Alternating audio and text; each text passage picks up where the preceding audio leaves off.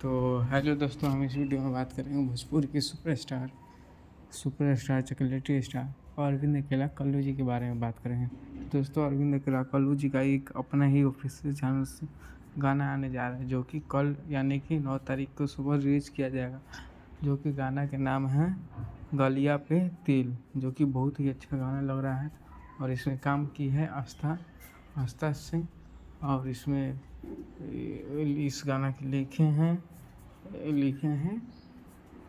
भाई बड़ा बुजुर्ग नाम है प्रभु भीषमपुरी। और यह संगीत दिए हैं विक्की बॉक्स जी। और यह बहुत ही अच्छा गाना होने जा रहा है, जो कि गाना के नाम है गलिया पे तिल, जो कि चॉकलेटी स्टार बहुत खूबसूरत से गाए हैं।